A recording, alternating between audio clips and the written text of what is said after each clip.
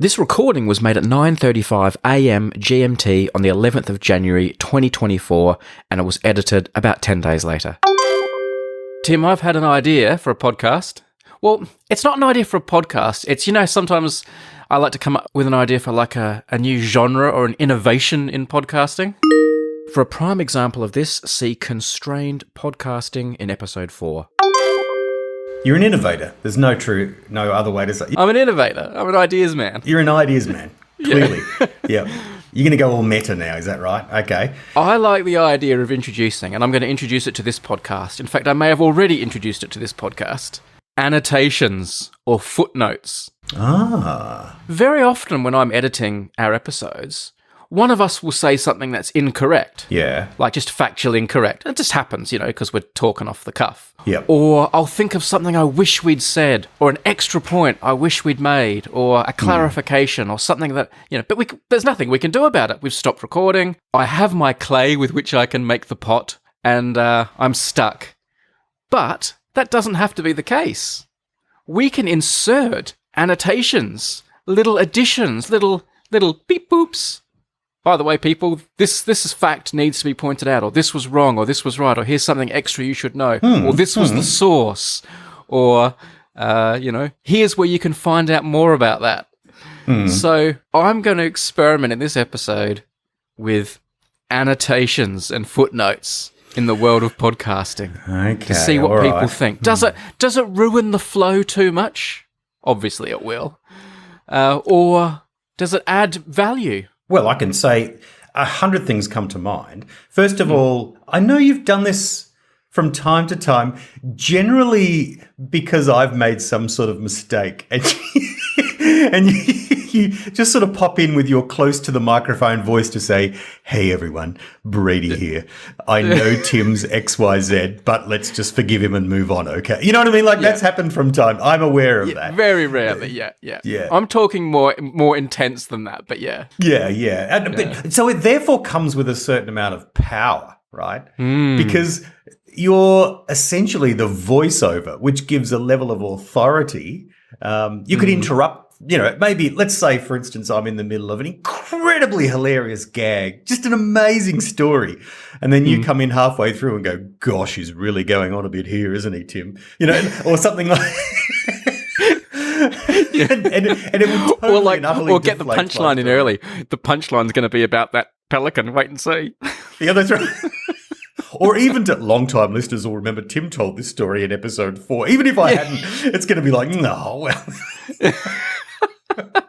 It does come with power. You can have annotations in this episode too, Tim. I will give you... We will both have that power. I'm not saying it has to all be me. You can annotate a double annotation. Maybe I could interrupt your annotation. And annotate. I don't know if I'm going to give you that much power. Let's try it out. Let's say I'm just talking, right? Like, hey, I had KFC before the episode tonight, and then you come in. Tim bought the KFC at Calvin. He had a 3-piece feed and a Sunkist. Just clarifying, I didn't actually have a 3-piece feed. I had a 4-piece feed. Anyway, back to Brady's annotation. And it cost him $9.99. Anyway, back to the show. Anyway, so I loved enjoying it. Yeah. I like it. Very this good. feels like a job for Morgan Freeman, doesn't it? Morgan Freeman would be very good at this. Having a third party do the annotations would add a certain something. It would take away some of the intimacy in that, but it would add a certain, godlike power. Let me ask you this. Where do you, as a big reader that you are, and a man of academia as you are, indeed, where do you stand on annotations and footnotes in books? Do you read them all? Like, do you consider that part of the whole reading experience? That if there's at the end of the chapter, there's 2 pages of footnotes. Do you read all of those? Do you read them in situ as they come up? If there's a little a 4 and a footnote at the bottom of the page, do you read that at the time? Do you read it at the end of the chapter? Do you not read it at all? Where do you stand on footnotes and annotations in books? There are two kinds, of course. One is just a reference. That is A citation. Yeah. That's right. Yeah. That's where this is. So sometimes they're of interest in itself. It's like, oh, where did that person say that? I wonder. Oh, right. Yeah, they said it in that book. Okay. But an actual footnote, or, where they go down and give you extra information. Yeah. It's like a director's cut. Yeah. Firstly, it's super helpful when you're writing because you can smuggle all sorts of extra words into the word limit by positioning them down there. You know what I mean? It's like, oh, that whole paragraph, it's not quite on point, but I want to be able to say it. When I'm reading it, I have to say early on when I'm enthusiastic about the book, first chapter, I'll read all of them. Like it's like I haven't properly read the book unless they're all there. Then I lose interest in them and start cruising along going, it's up to you to have put them in. So generally I read them in chapter 1 and then chapters 2 and 3 and 4 and whatever, I skip over them.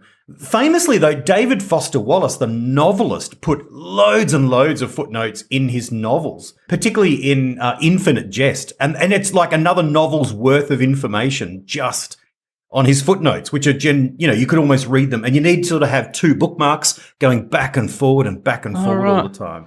Yeah. I remember I read a book called Jonathan Strange and Mr. Norrell, which was like a sort of a magic fantasy type book that was quite popular for a little while back when it came out. Jonathan Strange and Mr. Norrell was written by Susanna Clarke and published in 2004. That had a lot of footnotes, and I always found it interesting in a novel because it makes it seem more authentic. Like it seemed like, because, this was just a made-up story about magic, but there'd be footnotes and things, and it's like, oh, this must be real if they're adding footnotes and extra facts and stuff. Yeah, so, like you're breaking the fourth wall to fact-check, even though it's just more... It can give you credibility. Maybe it will give this episode more credibility than we normally have. Oh, gosh, I hope so. But the interesting thing about them... hang on, I've lost my thought. Just while Tim thinks of what he's trying to say, let me insert another gag here. There is a difference between footnotes that come at the bottom of the page and then endnotes. Sometimes they go at the end of the book, and I sometimes can't be bothered going all the way to the end of the book to find it. If it's down the bottom, it's a lot easier to glance down. Of the page, Of the page, yeah. And also sometimes it depends on how long the footnote is at the bottom of the page. Like you glance down, and if it's like 3 or 4 sentences, you think, oh, that could be an interesting little nugget. But if it's like 30 sentences or something, you're like, oh, I'm not going to read all of that just for a footnote. That's too much. Yeah. If it's taking more than half the page, I feel like it's becoming the book, Like it's become the page. It's become the page, really. And the other stuff is just the doorway to it. I have to say, so that's the written footnote. The sort of oral, verbal footnote, though, is in films, it's the voiceover, I guess, isn't it? Is there a difference between a voiceover and what you're talking about, an annotation? I do think so. I think a voiceover, as I think of it, is usually like sort of a exposition, but also part of the narrative. Whereas what I'm thinking of is stuff that's in addition to the narrative. It's just little points of clarification, correction, context, but not necessary to the thrust of the podcast itself. Yeah, like a voiceover is dealing with the big picture, moving the plot forwards, whereas an annotation actually is kind of the very detail, inserting itself into a moment, creating a bit of space to give more detail in a moment, carving it open that way. Oh, this is an interesting idea. It sounds like a lot of fun. It does. I know. It also sounds like a lot of work, and I do think for the podcast listener, maybe it will unenhance the experience of listening to the podcast. But just this once, we're experimenting with it. There's a very good podcast that does it really well, which is called... Insert annotation. Insert annotation. It's by John Dixon, called... Undeceptions with John Dixon is a podcast about life, faith, history, culture, and ethics. Undeceptions, that's right. And he does this really well because he's interviewing lots of experts, like you do in your videos, lots of scientists and scholars. And they'll often casually throw down a word that his ear picks up, and you're a bit like this too. Your journalistic ear says, people won't know what that is. And so they come back later and he just, his voice continues on quietly in the background, but he comes in and says, just to let you know that word is this. And then now back to the interview, and then it picks up from where it's from. Yeah. That's very clever. That's really helpful, actually. It's like a little Wikipedia along the way. Yeah. That is really good. You might need that in our conversation. I'm just dropping You do throw in a few big words occasionally, and I'm like, I don't think Tim knows what that word means. some really, really, really, really, really big words. Yeah. Like really, really. Really, really big. The biggest. Bigger than all the others. Bigger. They're so big. Big. What made you think of this idea? Unsurprisingly, I wish I'd made a note of what the fact was, but it was editing one of our podcasts, one of our last couple of episodes, and one of us said something incorrect. Right. And it was just like, oh yeah, I wish I could just annotate that, and because when that happens, at the moment, I have a choice. I either save our blushes and cut the section, which sometimes means cutting a joke or something or a point that was made, but it's like, well, if I can't keep the section without including the error, it's like, what do I do? And sometimes sometimes I let it go. Sometimes I'll just say, people accept that we make mistakes. They'll write to us or they'll think we made a mistake, but that's life, So I constantly have to make that decision. I have to say I'm a little bit more comfortable leaving your mistakes than mine. Right. But I do cut your mistakes too. I do appreciate you bringing my humility to the fore. Yes. Throwing me out there. I'm thinking, Tim will be really pleased I've really humbled him this episode. That's right. Very good. Yeah. It'd be great if you could do this. I guess you can do this in real life. I sometimes, when I'm preaching, will say sidebar comment. Like I'll make it clear with my hands. I'll say, I'm making a point and I go, hang on, sidebar comment, just to let you know. And you know what I mean? Yes. And that sidebar. No, I don't think it is good to do it in real life. We have one mutual friend in particular who might know who he is because he occasionally listens to the podcast. Side note, the friend is called Chris and he is referenced in a Tommy Ball episode as the designer of Tommy Ball playing uniforms. Who very much annotates his conversation. It's way too much. It's like, oh, let me tell you a great story about what happened at the cricket yesterday. I was there with my mate Bill. You know Bill. I used to go to school with Bill. He runs a business now. Yeah. His business does recruitment in the marine industry. Oh, we're great friends. We travelled to Europe together in 1980. No, tell me the story about the cricket, for God's sake. Sometimes you lose track, don't you? Particularly if you don't change the tone of your voice.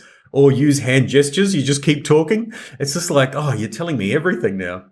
Yeah, there are a few little hand gestures and body language things you can do that say sidebar. By the way, annotation. A little lean to the side, a little hand up with a back of the hand. Yeah, that translates really well in a podcast. That's right. You look great doing it. You look like you're chopping the air. Thank you. No, good idea. Look, a good idea. It's good for people to be conscious of this and to help people navigate their way through communication, which is very important. Hold their hand. Yeah. That's right. Take away all autonomy and creativity and, just really, really force them where you want them to be. A couple of little parish notices. Oh, okay. You may remember in an episode not too long ago, I mentioned the Belly Buster Challenge. There's a local sort of food and burger van near me that sells sort of junky food, and they have this challenge where they have this huge meal that you buy for, I think it's £20 or something like that. Correction, it is £15. And you have to eat it in less than an hour or half an hour or something like that. And if you do, you go onto this wall of fame, and only one person had ever done it. Was there a time limit? I thought it was just you had to eat it. Like sitting there in one... I think there is a time limit. Otherwise, people could just sit there for days. Anyway, I was there the other day just getting my normal civilian burger. I could never do the Belly Buster Challenge. But I looked up at the Wall of Fame and there was a new name upon the wall. A second person has completed the Belly Buster Challenge after years. I made a few minor inquiries. I asked, what's the story? Who is this guy? And it turns out he was a local guy. Well, he lived the next town over, and he had taken the day off work with his friend. Him and his friend had both taken a day off work to come in and try and do the Belly Buster Challenge. I believe the friend failed, but he completed it. He's a second entrant into the Hall of Fame. So presumably didn't have breakfast, just saved up for it. I imagine so. Is it best to not have breakfast? Isn't there some something people say, I don't know if it's an urban myth or not, but if you starve yourself before you do like a big eat, your stomach can contract and you've got less capacity. So if you're going for some gluttony challenge, sometimes it's best to not have a totally empty stomach because your stomach shrinks. I remember a Ginger Meg's comic strip. Do you know the comic strip Ginger Meg's? A very old Australian one. And one of the ones, Ginger Meg's is like a small boy at school, but he's a bit of a rat bag. And he, there's this challenge that's on whether he can eat 3 whole ice creams down at the local ice creamery. And there's a bet on, and it's going around the school saying, there's no way Ginger Meg's is going to be able to do 3. But he does. And his friend later's saying, how did you do that? How did you eat those 3 ice creams? And he says, don't worry. I tested it beforehand. I went down an hour beforehand and ate 3 just to see if I could do it. Very good. I don't know if you could do that with the Belly Buster Challenge. When you come to the UK next, are you going to do the Belly Buster Challenge? I'll give it a go. I'll come and have a look at it. I mean, seeing it in real life in its 3 dimensions, it might be a little bit intimidating. I'm thinking about this recent winner's friend, though, who took a day off work, came along and just couldn't eat it, just stopped eating, even though his friend continued on to win. He must have been so full. You know what that reminds me of?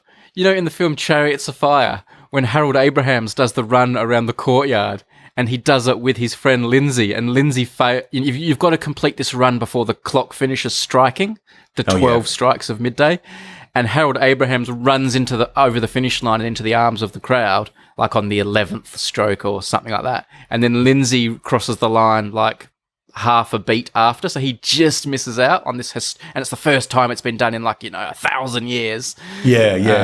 And so it's also a little bit fudged in that film. It's not really that true a story, but but anyway, it reminds me of that, the friend who just misses out on the record when you'd get it.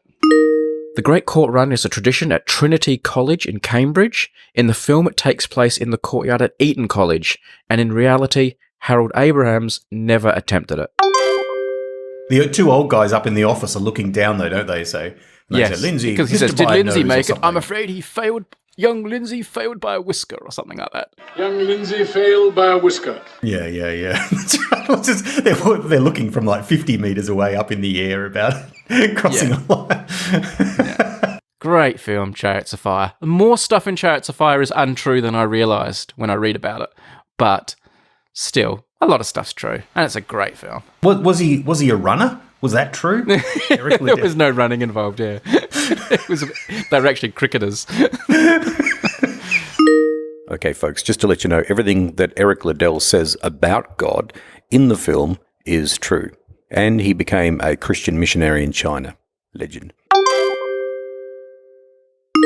Just an annotation to Tim's annotation. It's actually Eric Liddell, not Liddell.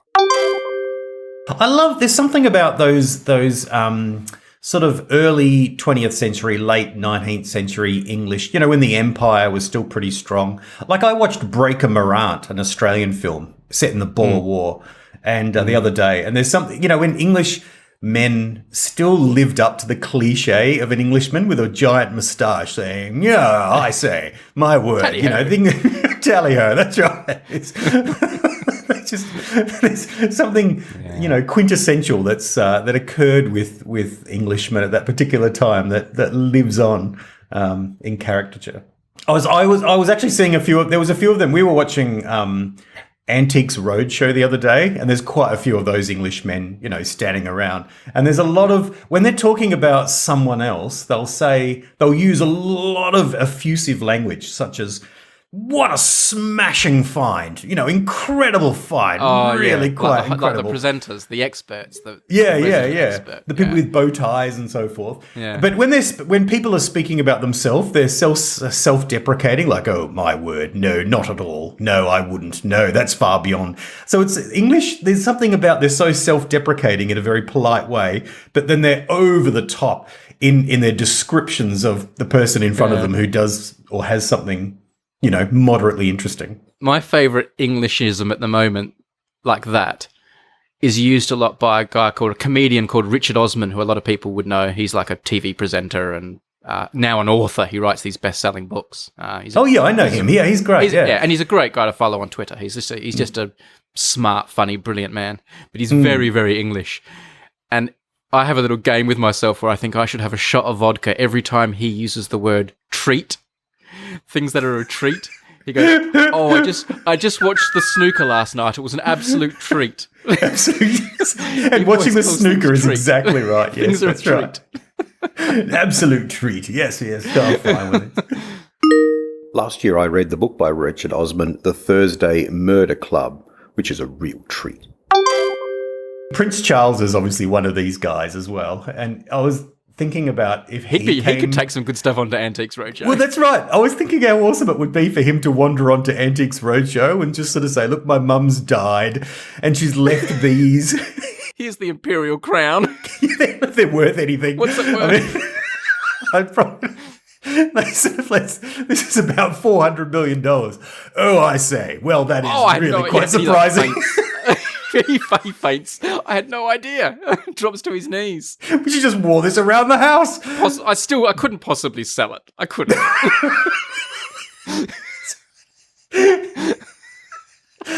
just pulling out one thing after another. I'd like it if he pulled out the Imperial Crown and said, "Oh, my mother left me this," and the expert looks and says, "Oh, I'm afraid it's a fake." That's right. That's true.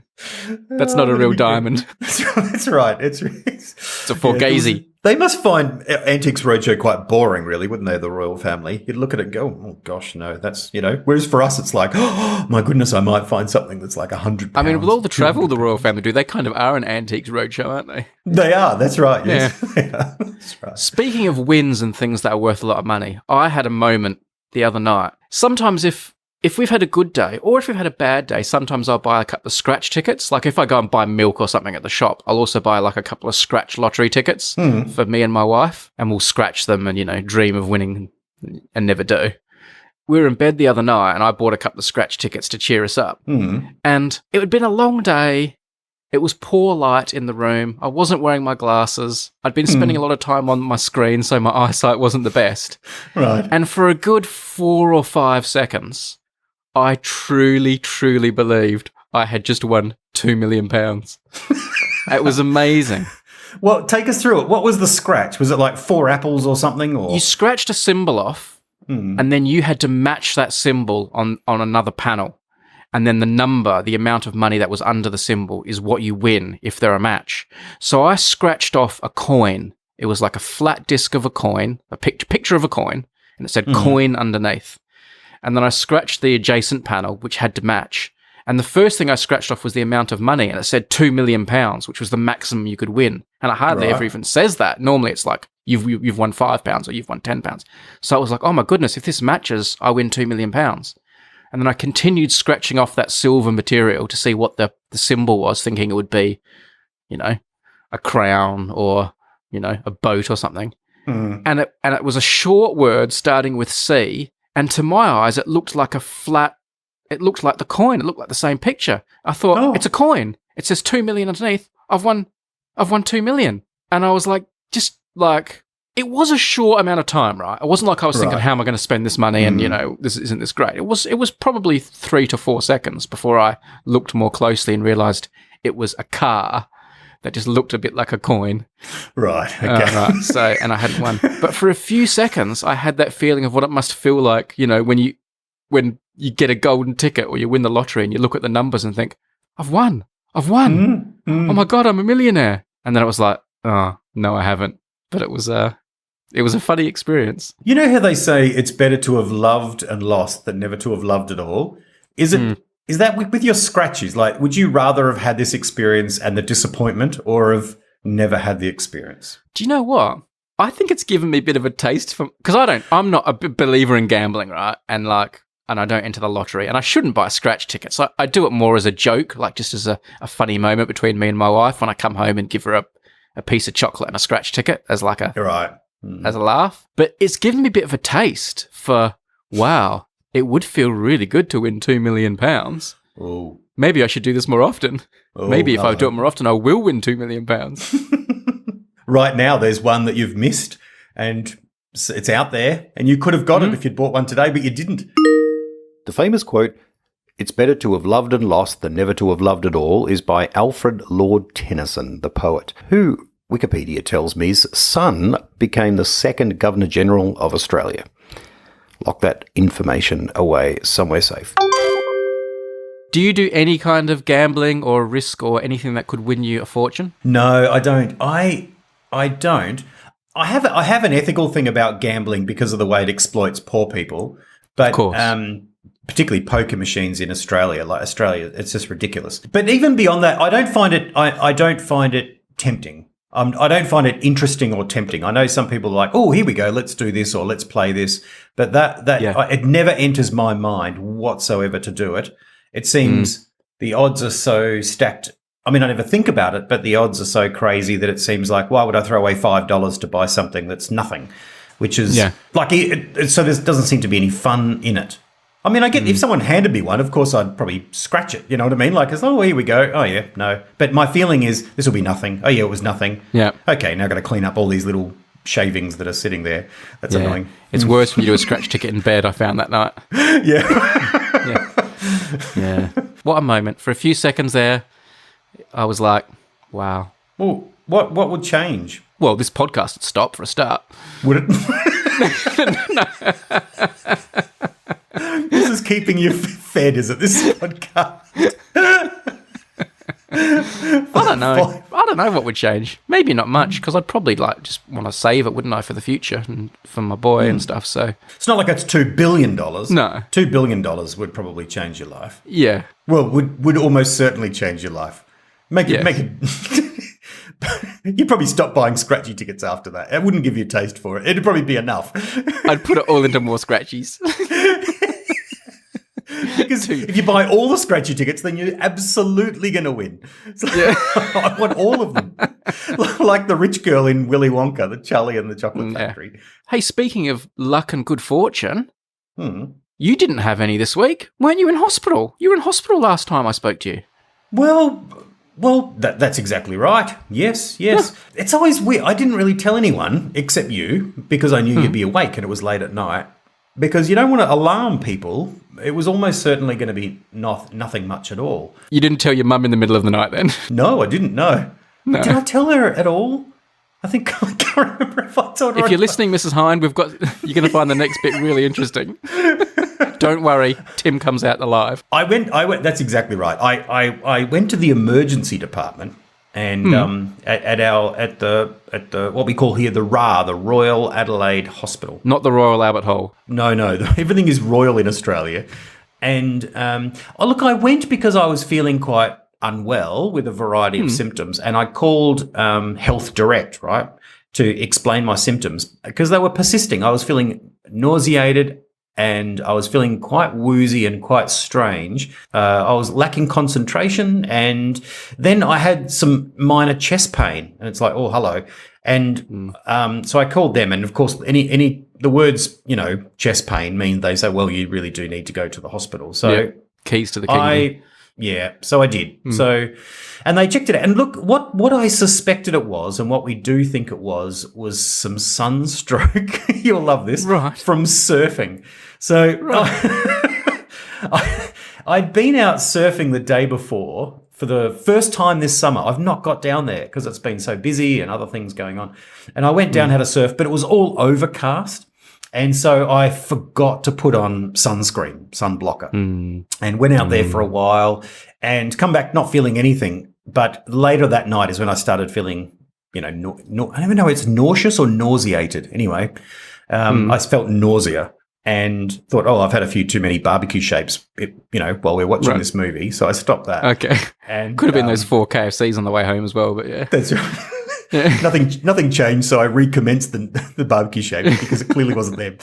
And I thought, I've just had too much to eat, I'll go to bed. So I went to bed. I woke up but I was still feeling nauseated the next day. So then you go, hello, that's hanging around a while. And all that day I just didn't feel myself. I felt really, really weird. Till finally the nagging of my wife in her caring way meant that I called up, and so we went into the hospital. They did tests. We were there till like 3 a.m. in the morning. Did you go alone or was she with you?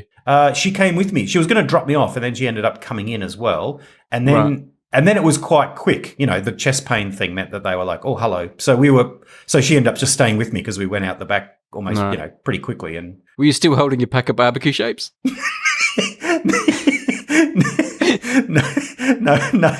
They That would have been a good safely look. put back in the pantry for the next day. That's right. I love the idea of going into A&E with chest pains, holding a pack of barbecue shapes. Do you know what I did? Because my dad had so many heart attacks and I spent so long in hospital waiting. I always overstock. So even for this one, I threw in an iPad and a book and then a notepad for notes and a pen and of course the phone charger, which is the most important thing. I took all of that with me. And in my little bag and everything, it's like, oh, I'm stocked up in case the baby comes tonight. You know, I'm going to be fine. But they did a whole bunch of tests in a whole lot of ways, and I'm fine. Nothing critical, nothing at all. But they think that's probably what it was. I said to Tim we should have recorded an episode with him in the hospital and called, because that would have been a good idea for a podcast, wasn't it? My Last Day, the death of Tim. Potentially. Cover it live. It would have been a bit like your scratchy ticket, though, a bit disappointing at the end because he lives. It's like, it's like, that's an anticlimax. But that leaves room for another episode at least. Well, that's true. Another final episode. Yeah, that's right. Yeah. Well, I'll go surfing again tomorrow and we'll see how we go. I won't put sunblock on again. We'll just keep going. Wear your sunscreen, man. No, it wasn't good. It was not a good feeling at all. Even though I was hanging on to the beautiful surfboard, it was not a good feeling. Yeah. You definitely, if it happens again, do call me because that's a good podcast idea, talking to people while they're in accident and emergency. Yeah. Getting the raw emotions of the moment. How are you feeling? There's always that sort of trepidation combined with boredom. That's what emergency the doctor's departments coming in are now, like. man. He's coming in. He's strapping the heart monitor on me. Yep. Yeah. It doesn't look good. It doesn't look good. Boop, boop, boop, boop. Man, are you there? Are you there? In no situation when it's genuinely not looking good does the patient go, it's not looking good. It's not looking good. This could be it, man. This could be it. I can't breathe. I can't. Hang on. I can't. Here I go. I can't breathe. Go to patreon.com/Unmade FM. Thanks, Hover. All tributes can be left at timryan.memorial.au. If you'd like to find out what happened next to Tim, go to patreon.com/Unmade FM. We'll be speaking to Tim's spirit in the afterlife in the request room later. Afterlife episode. Parish notices are coming from heaven today as we cross live to Tim. Join us in the Ouija board room. One more piece of parish notice, by the way, speaking of parish notices. Yes. You might remember I think it was one of the last episodes, recent episode. Annotations will take care of this. It was episode 136. We heard from Jay, who sent in a brilliantly produced song to help people memorise the 12 apostles, which is a bit of a thing we're into, songs to help memorise the names of the 12 apostles. And I thought he did a fantastic job, but Tim condemned it. Tim was like, nah, not having this. This is a load of Was it a load of rubbish you said it was? Worst piece of music you'd ever heard? Something like that? No. It wasn't that bad. I said it was admirable, but and educational, but it was not the kind of music I like. That because it was that sort of poppy punk sort of. That's right. Stuff. It just wasn't your cup of tea. No. I forgot the apostles' names. So here's a song with a decent melody. So anyway, we've heard from Jay once again. This is what Jay said. Hi, Tim and Brady. It's Jay again. Thank you for the kind words regarding the song I put together. It genuinely means a lot. Anyway, I'm somehow not surprised that Tim isn't particularly fond of the pop-punk genre. So I did what I think any other reasonable Unmade podcast listener would do and take it as a songwriting exercise, a weekend project. with that, here's an arrangement of the song that my wife fondly calls Tim's Sunday version of the Apostles' song. And here is what Jay sent in. Hey there, Tim, my man, I got you. Since pop punk isn't a thing you do, another pass at the 12 Apostles song, in a genre I hope will get you to sing along. Peter, Matthew, James, and John, Jude, Andrew, Philip, Simon, Judas, James, Bartholomew, Thomas, and sometimes Matthias too. Peter, Matthew, James, and John, Jude, Andrew, Philip, Simon, Judas, James, Bartholomew, Thomas, and sometimes Matthias too.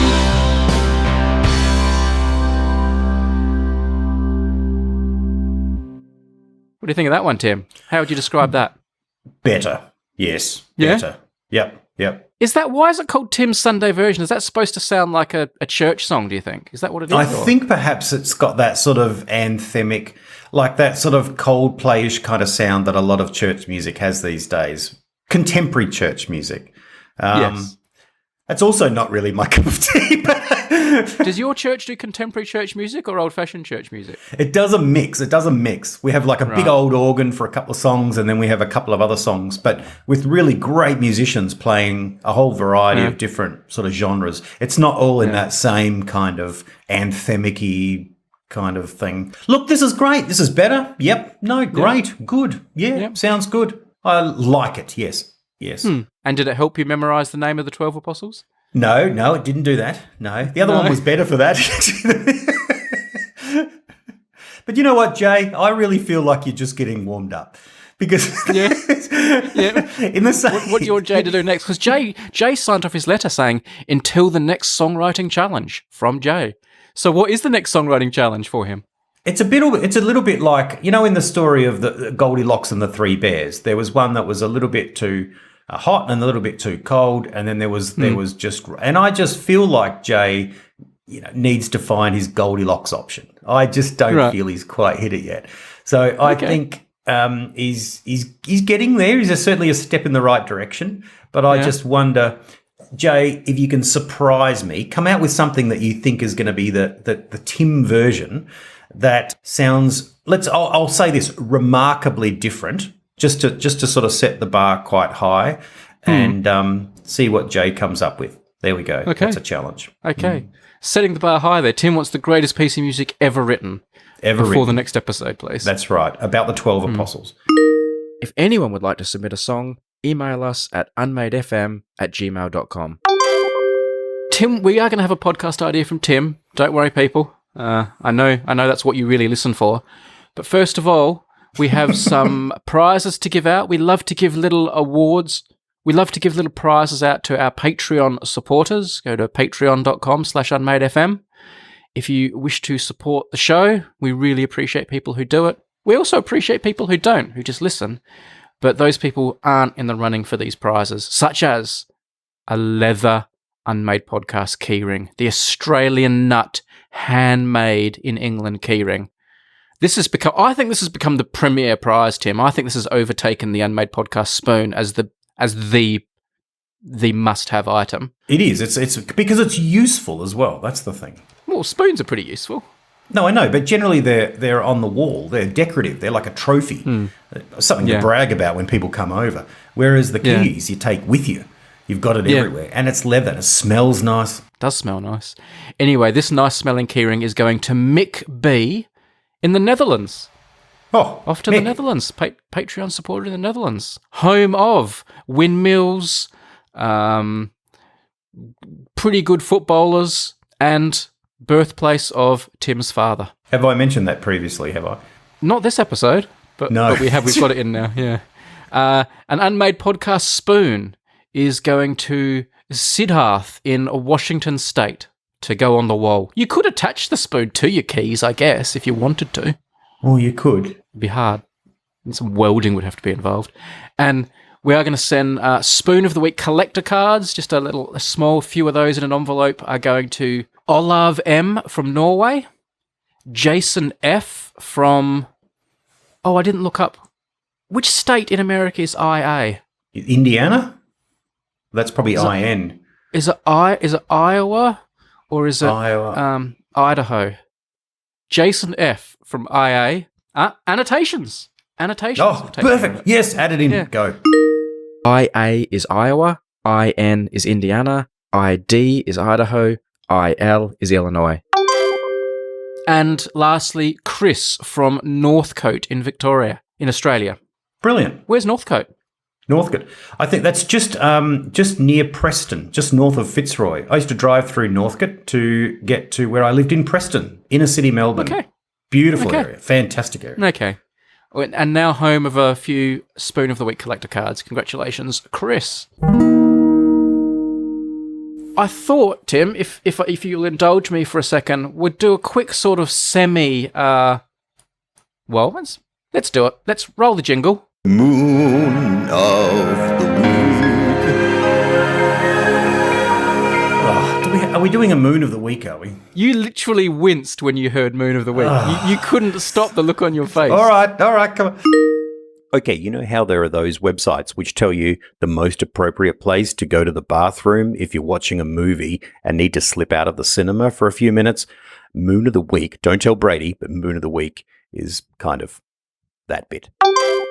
It's not what you think. It's not me finding some obscure moon from the solar system and telling you a bunch of random statistics about it. I'm going to read you a message that comes from, I believe, a Dutch, or at least Dutch-born listener.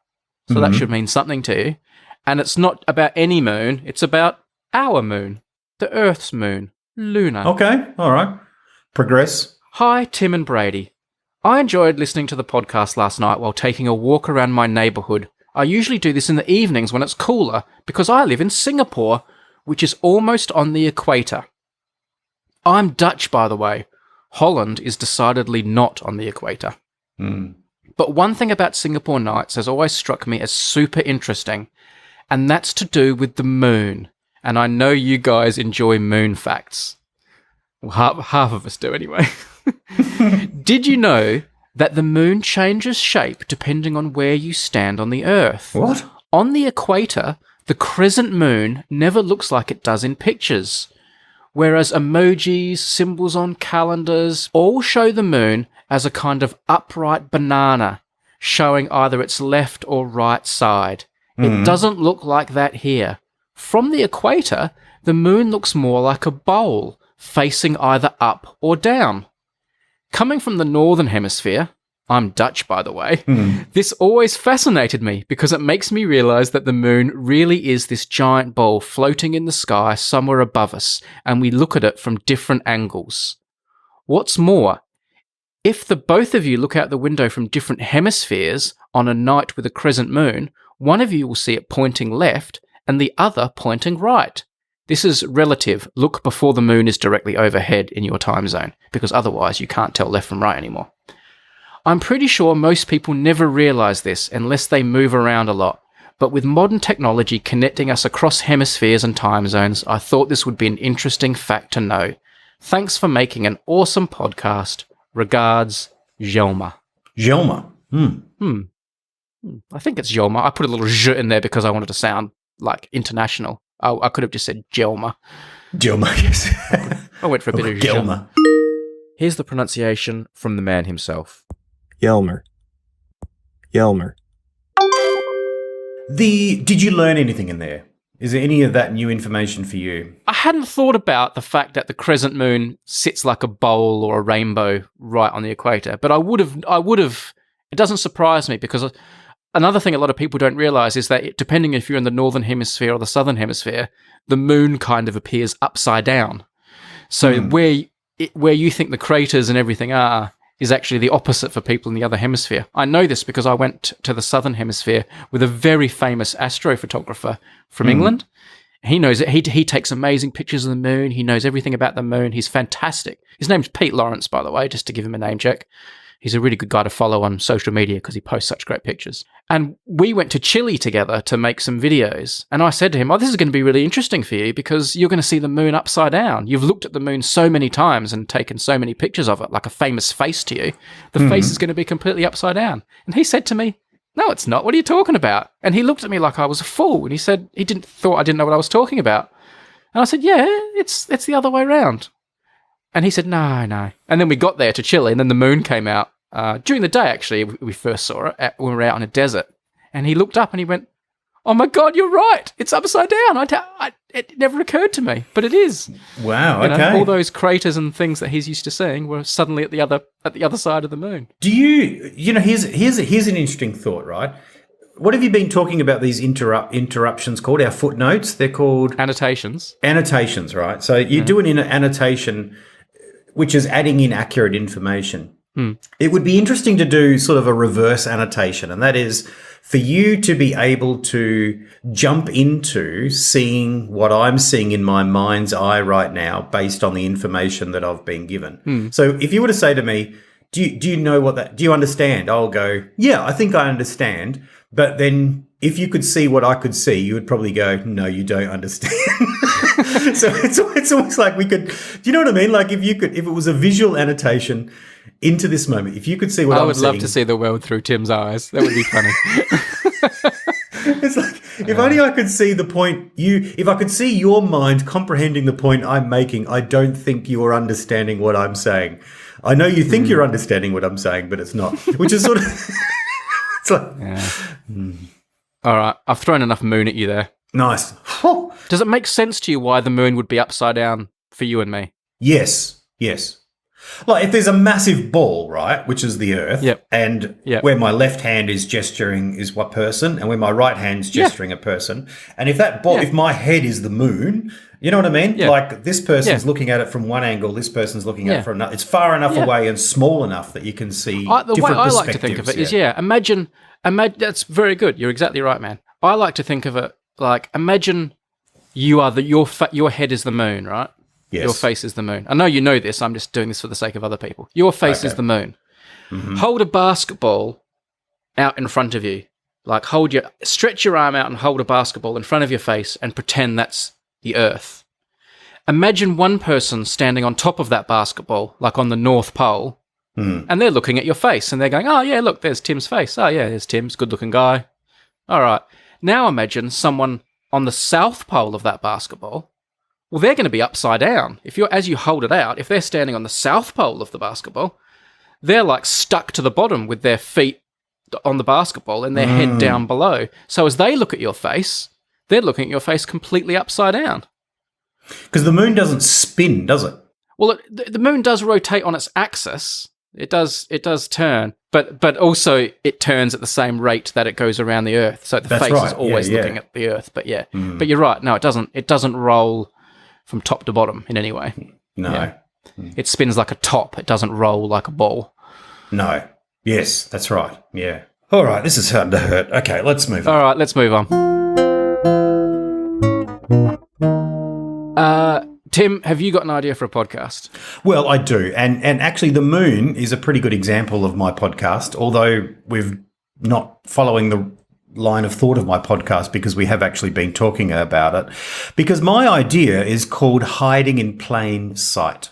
And this is a podcast where we explore things that we see all the time and don't even realize that we see, or people that we see but know nothing about. It's almost like people who are anonymous but highly visible, or people that are there all the time and you don't realize they're there.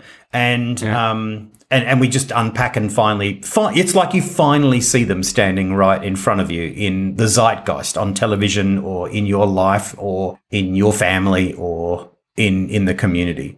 And Go on. I came up with a couple. I've got three examples really from this.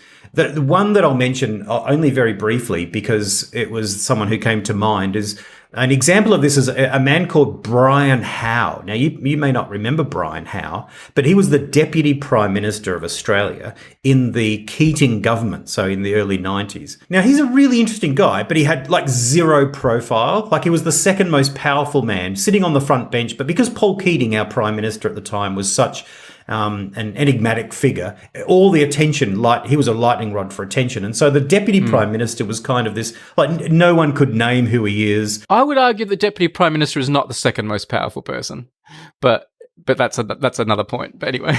Well, they certainly are more powerful than, say, a vice president who is genuinely powerless. But in any case, he's in a very powerful position. And perhaps the Treasurer is the second most powerful person. But anyway, he just came to mind because it was like suddenly, oh yeah, like he's there, and he did no interviews and had no. But he was a really interesting person as well. He was a minister, Uniting Church minister, before he became a very successful politician. So that was the first idea that came to mind. The second idea of an example that came to mind was the actor Willem Dafoe. Now, Willem Dafoe is one of the most successful and accomplished, like box office wise and in terms of prestige and credibility, actors in history. Again, I think maybe you slightly overstate the case, but all right.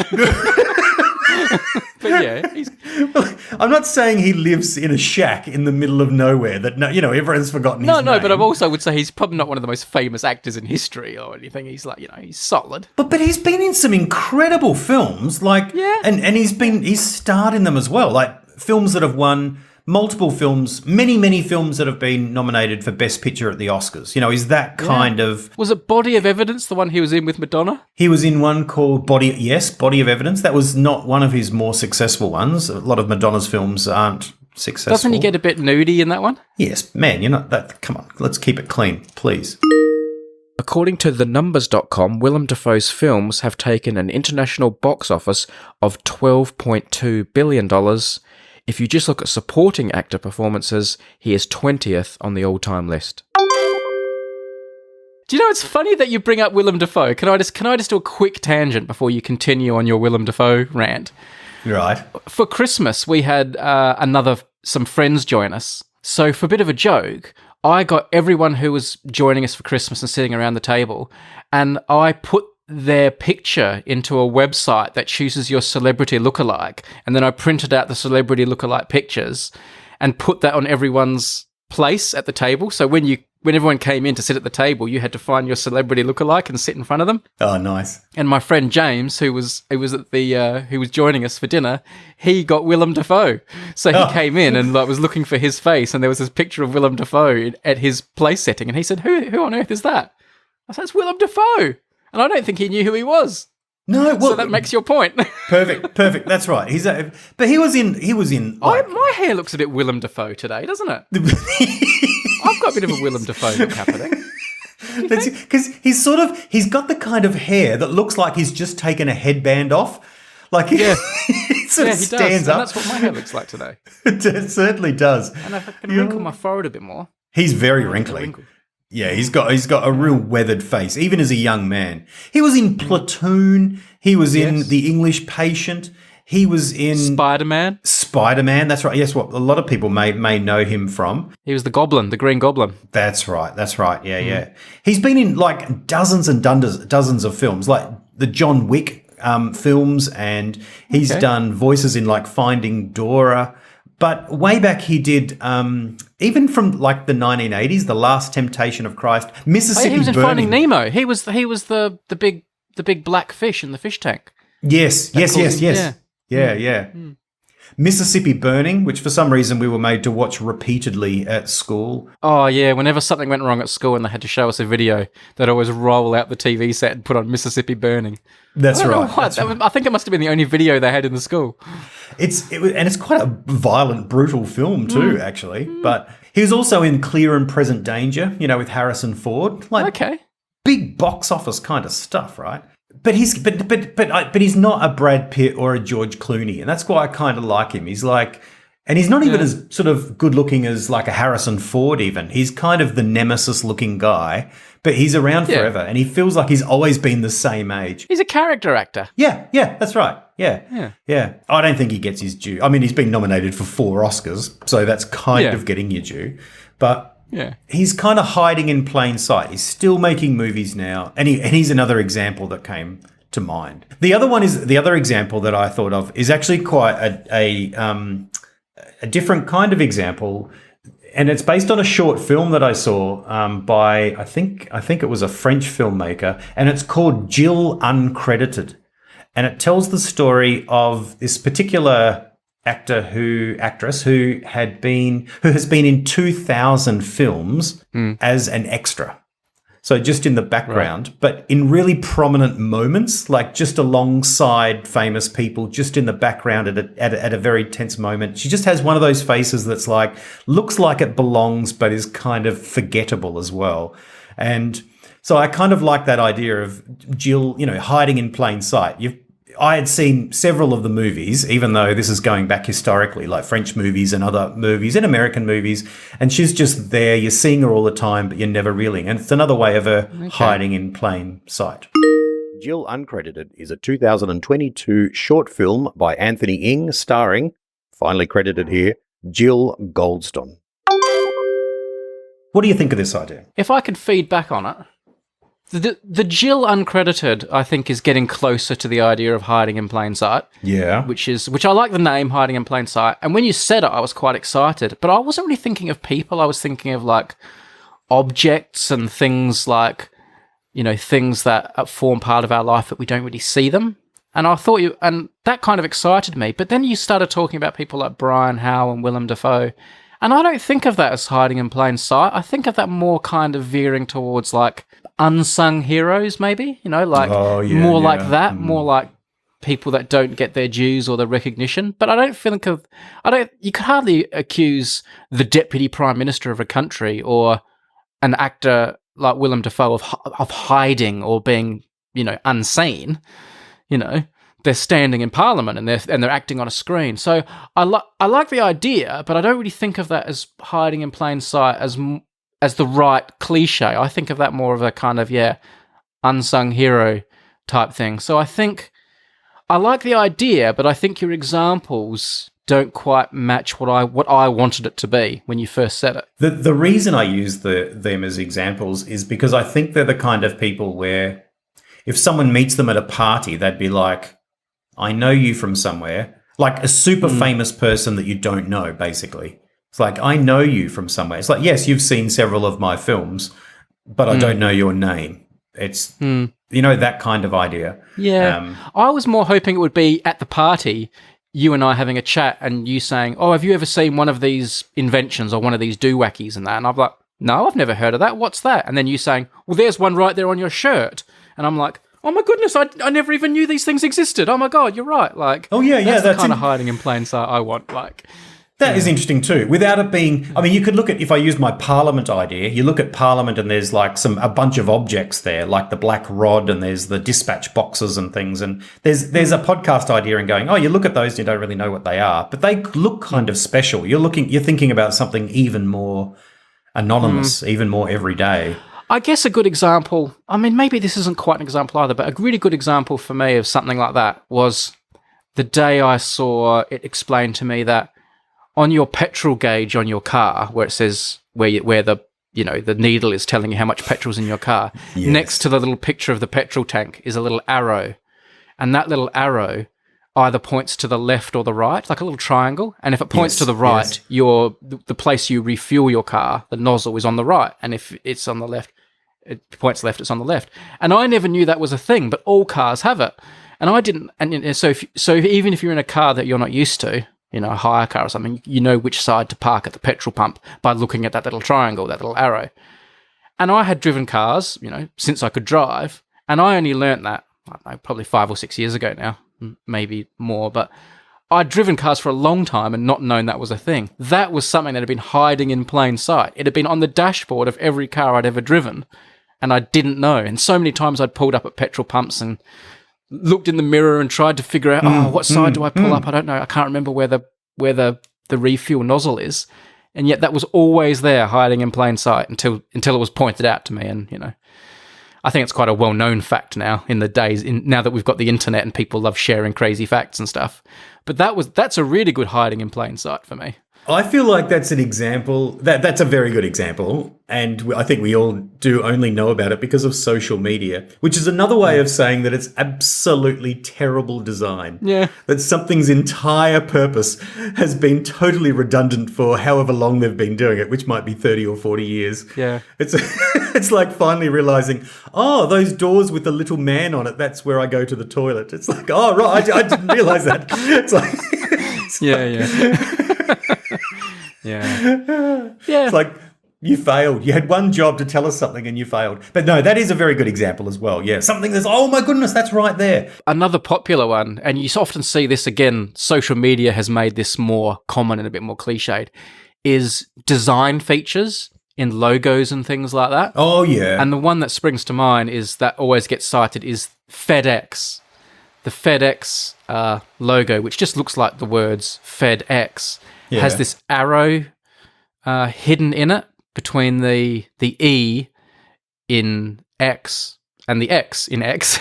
So if you look between the E and the X in FedEx, you see this the negative space, the blank space forms this arrow, which is sort of, all about, FedEx, getting things delivered, going places, transportation, and that sort of stuff. Oh, yeah. That's another one where like the arrow is sort of hidden in plain sight, and there's lots of other examples in logos and advertising where sort of messaging is being kind of hidden in front of you, but giving you ideas and suggesting things. Yeah. The one that comes to mind for me is the Amazon sign, which has the little arrow from A to Z in the word Amazon. The little arrow underneath. Yeah. I didn't realise that pointed from A to Z, actually. So, yeah. The I have to tell you one. There's the Red Rooster. You remember Red Rooster? Like fast food. I do know, yeah. A rival to KFC, but has a new logo, and it's so good. I really, really love it. I was driving down the road and talking about it with my daughter when we saw it. Oh, yeah. The two the other R's day. facing each other, and it looks like the face of a chicken. That's right. But then clever. look, there's another chicken in there as well, though. Like there's the chicken facing forwards as well. Well, yeah, that's the one I was looking at.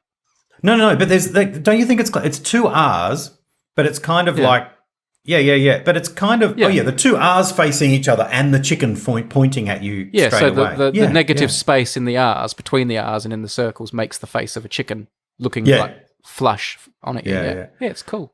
It's good, isn't that great? Yeah, it is a good logo. If you're heading to Red Rooster, the Hawaiian meal is the best. The tropical meal. Get that. I love those pineapples. Okay. Oh, yeah. In a red version. Bit of variety away from KFC. You had KFC today, didn't you? I did. I had on the... Yes. There was a lovely, perfect hour between one appointment I had to do and doing this. A day and a half after you'd been tested to see if you had a heart attack. Legend. Came back all clear. Got the all clear. Got KFC on the way home. We got Macca's on the way home. 3 a.m. Did you really? Yeah, because we didn't have dinner. So nothing was open. So you got a McDonald's on the way home from the emergency department after having heart checked. Quarter pounder coming home. Got the all clear. Everything's okay. Not a problem. Yeah. Nice. Any secret words? No. Because I didn't go home in between. They've given up on you, haven't they? KFC. Your daughters. Yeah. I think they have. Yep. I did one the other day just going into a meeting. I had to go to an important meeting and I said, you want me to slip anything into this meeting? And so they gave me a couple of words, but... You forgot to? I did, yeah, because it was a really important meeting. Discussing all these like high finances at the church college, and Tim's like, sure would like a marshmallow right now. Check out those Beanie Boos. Aren't they great? Yes. Anyway. Okay, now in editing, I'm happy to announce the secret words are mug and broccoli. Anyway, for those of you who just can't get enough of us, if you follow us on Patreon, patreon.com/unmadefm, you can now join us back in the request room, which is kind of like where we go for our after party and have a bit more chat and talk about things that patrons have requested. We have had some very interesting requests today, Tim. We've had... one of the listeners has requested that you and I play I Spy. So I think maybe we'll give that a go in the request room. So come and join us, patreon.com/unmadefm. You can either listen via like the Patreon page, like there's a thing you can click on, or if you follow all the links and do all the things you're supposed to do, there's instructions everywhere.